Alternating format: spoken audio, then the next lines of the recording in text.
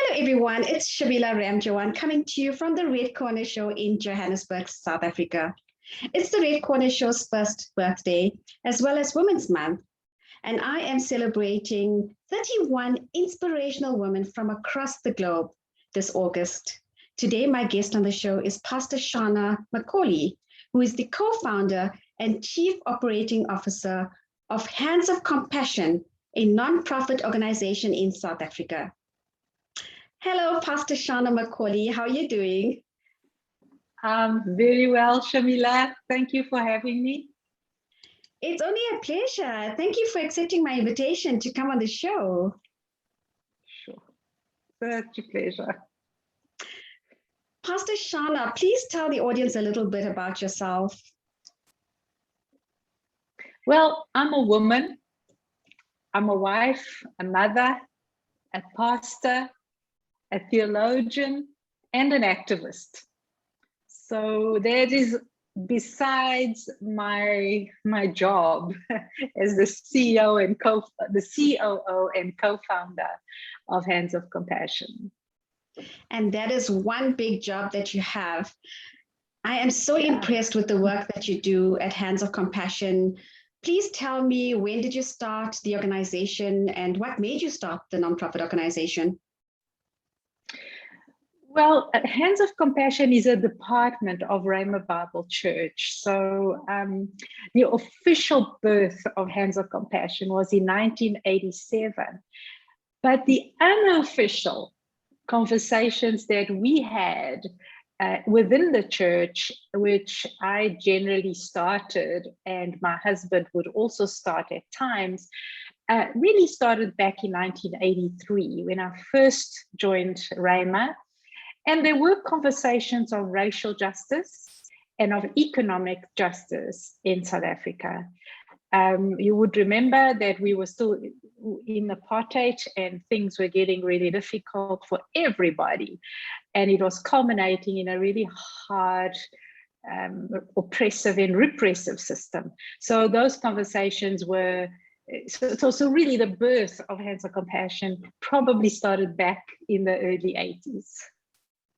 Wow, that's a long time ago. And you've done phenomenal work in all those years. Are there any highlights that you'd like to share with us? Yes, I think one of the highlights was when my husband and I resigned from the church and we went overseas backpacking. And that is when we really formulated what Hands of Compassion would be like. So that was the one particular one. The second one is when we first established ourselves here near Lanseria Airport, we had so many incidents with our neighbors. We did not know that this area was very right-wing. And we had a lot of intimidation because we were supposedly breaking the law by living interracially with all different races, etc. And so it became frightening, but at the same time, I became more and more defiant against what was happening in our country. So in a lot of ways, it gave me strength. It sounds contradictory, but those were two main defining moments for me and my husband. Wonderful. And you have numerous projects and programs. Yes. Do you want to share some of your projects with us? Maybe the bigger ones, because you do so much.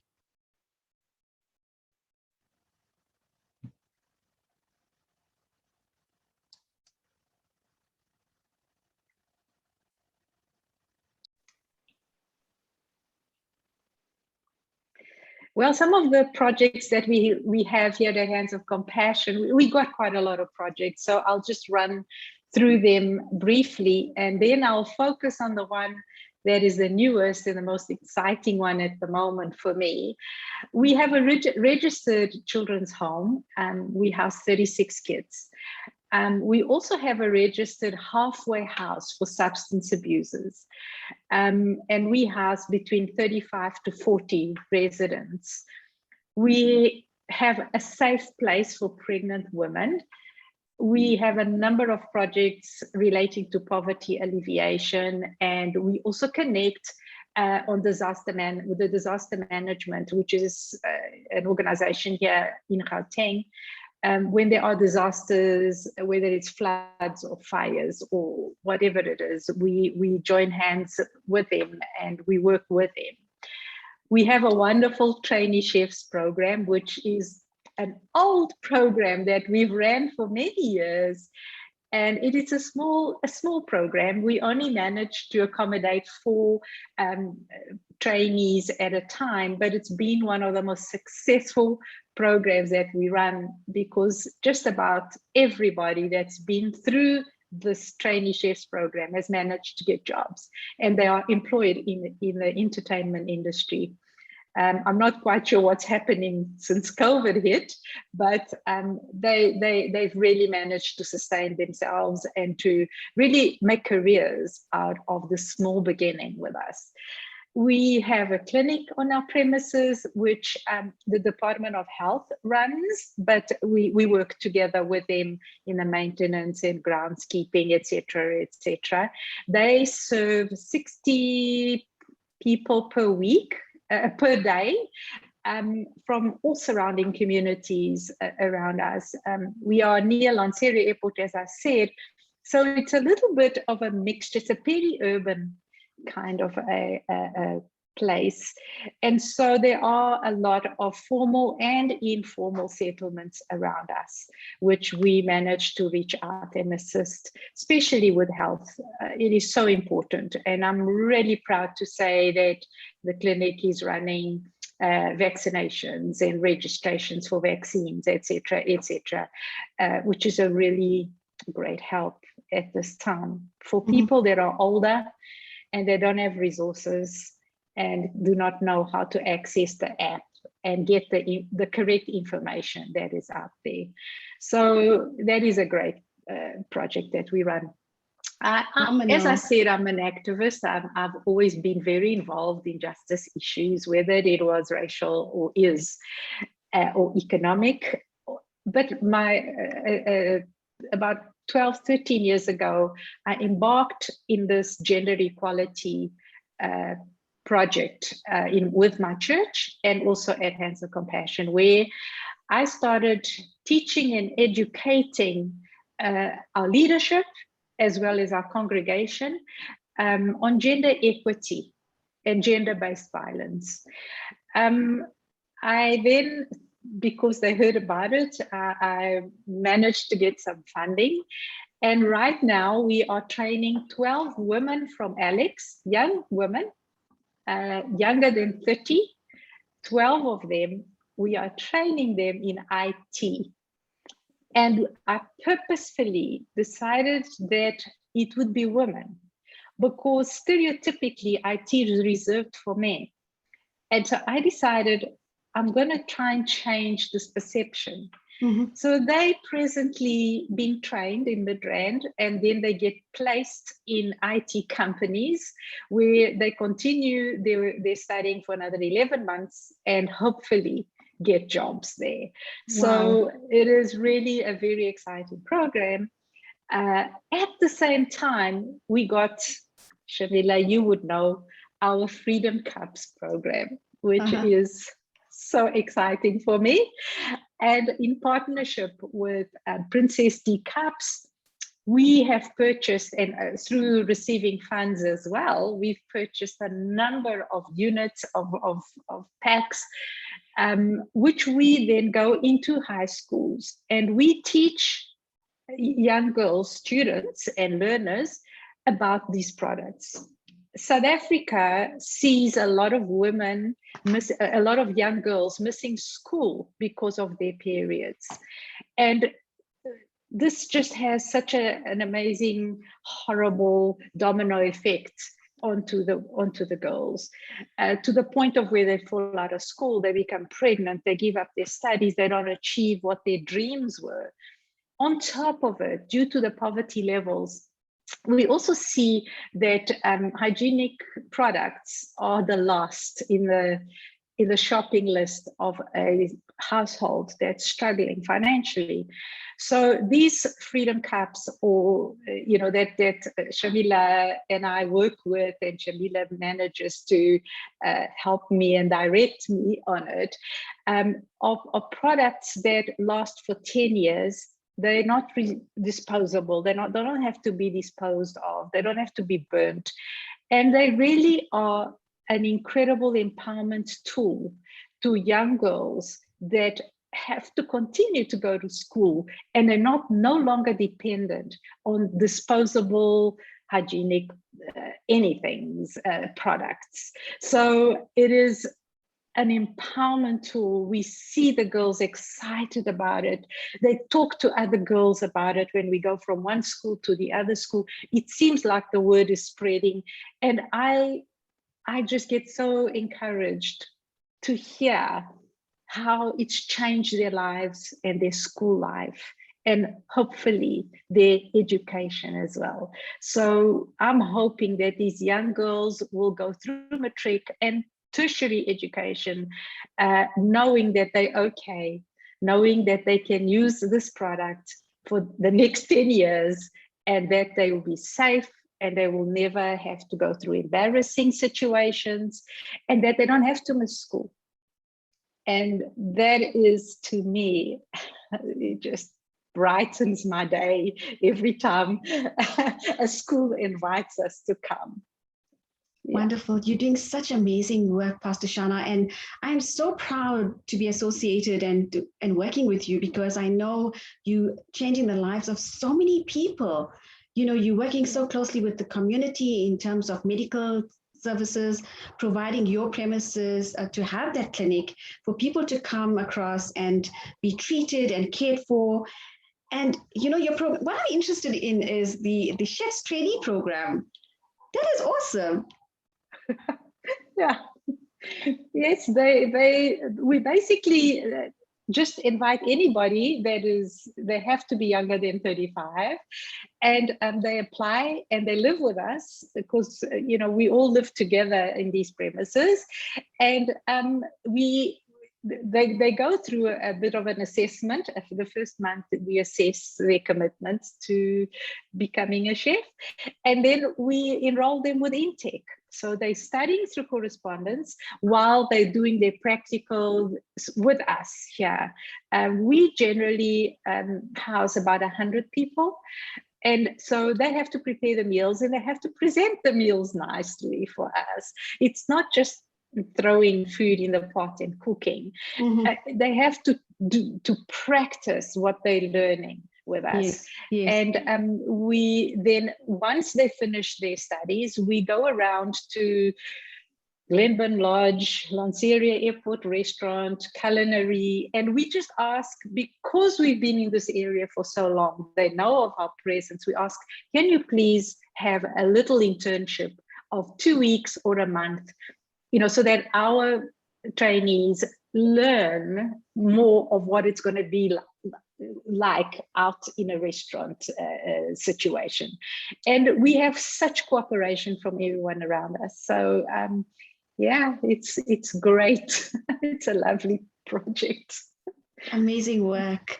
And also serving the community. And I love the women empowerment side of it, where you teaching IT skills.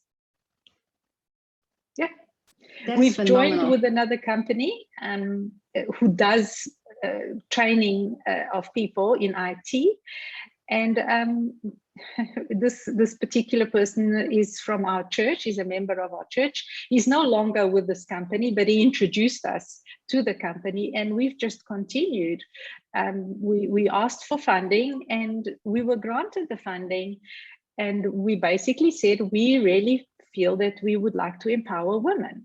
Men it seems like the IT section of our country, and I guess around the world, is almost like subtly reserved for men. And I just feel that I want to break stereotypes. And I feel that this is an area where women must not be afraid they need to know that they're capable, and if that is where their hearts are, they need to venture into it. And so that has been my passion, is to get the message out. Love it. So you speak about funding, where you get funding from various organizations. This is a global chat show. If somebody wants to fund any of your projects or get involved with a new project, how would they get hold of you? Well, they can get hold of me through my email address, or alternatively, they can go into our website, and there's emails there as well. So my email address is Xana M, which is X for X-ray, ANAM at HOCSA, HOCSA.org. Alternatively, have a look at our website, which is handsofcompassionsa.org, and you will see all the projects that we run and all the work that we do in more detail. There are contact details there as well. Perfect. I'm sure there's a lot of global organizations that would like to partner with you to make a difference and an impact in South Africa. Yes, thank you. Thank you. Xana, Pastor Xana, sorry. How do you recruit as a place of safety? Because I'm very interested to know, how do you actually get the people in? You speak about women, you speak about girls. What sort of criteria do you use to recruit for the place of safety in particular? We don't really recruit. I guess people, it's by word of mouth. We don't really advertise. It's by word of mouth. We connect. We've got a vast network. We don't believe that we can do work alone. We believe that together we are stronger, and we need to network with as many organizations and people as possible. I'm also quite involved in interfaith platforms. So I reach out, and I'm quite willing to join hands with anyone that wants to make a difference. Mm-hmm. And so we know a lot of social workers. A lot of social workers know about us that we don't even know. But I guess it's really word of mouth. Other churches, other NGOs, the network platforms that I'm on, and also my husband. We do have a website. I've already told you. Sometimes applications come via our website. People Googling recovery centers or a place for someone in a crisis. And I guess our name pops up there. But yeah, we've even been approached by prisons where people are going in on parole, and they need a halfway house. So here we are. So we just take each case in their own merits. We are Christian based because we are part of Rhema, but that is not a criteria for us. We accept anyone from any faith or of no faith whatsoever, and we are here to make a difference, and that is what we hope to do. Yes, our message is Christian based, but we're not restricted in our intake. Wonderful. Wow. Yeah. Pastor Xana, we know that COVID has come and destroyed almost the entire world in some form or shape. What challenges did you face as a nonprofit during this time, the lockdown and just COVID? Well, as an organization, it's actually been quite humbling. People seem to have trusted us in the work that we do of poverty alleviation, etc. And we haven't really felt a big knock on the financial support of this ministry. It has taken a little bit of a shift in that members of our congregation have felt that they couldn't continue supporting. But then all of a sudden, a business person or an organization would just approach us and say, "Are you doing anything about COVID?" We'd say, yeah, we are.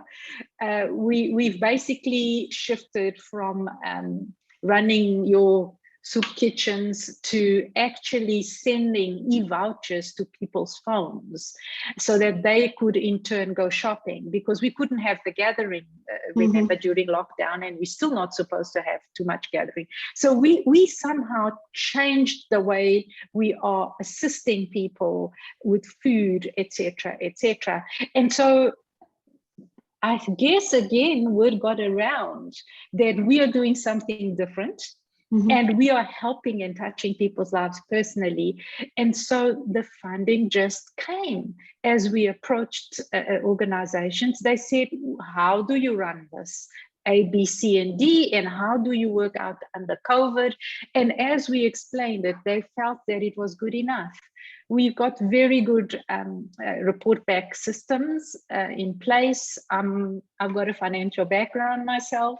So I guess as we stay accountable, people seem to trust us with it. On the negative side, and especially here at Hands of Compassion, where we live with 100 other people, we've seen the social distance has killed some of our communal spaces a little bit. We mask up every day when we're working. So there are some people that I sometimes wonder, will I actually know what they look like once they finish the program, and once they go and I meet them on the streets? Will I remember? Will I know who they are? So that to me saddens me quite a lot. We feel as a community, we feel we miss the closer interaction, yes, the meals together, sitting around the table and playing games. All of that has had to be, in a way, separated in distance. So it's been a little bit painful. But we know it's for the season, and we're looking forward to the new season. I hope so. We're praying, we're just getting used to the new norm now. There's so many changes that we have to make in our lives. But, you speak with such passion. And I think this is what attracts the funders to you, because you're so passionate about what you do, and you do everything so well. I've got a lot of trust in you, because I know you're doing phenomenal work. So I have the personal interaction with you, and I know you're always, always, always so busy. And what keeps you motivated? All these projects keep you busy. And then my passion with women and being able to be there and present. You've heard of our second pandemic in South Africa with violence. I'm available, and I'm working on different platforms, and I guess it's my knowledge that I'm very conscious of in my studies, being able to be available to people that need me. Yes, keeps me very busy, but I love it. Keeps you motivated. Being able to be part of someone's future. My hope is to see, to just be able to touch people's lives, to offer hope, to offer encouragement, and knowing that I've played a small part there, and that I've invested some of my life into people's lives. To me, it just sends me on a high. Yeah.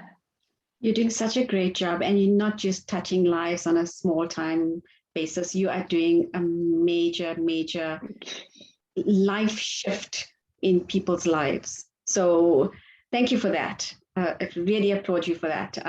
Well done. Yeah. Pastor Xana, in closing, your words of hope and inspiration to women out there, being Women's Month.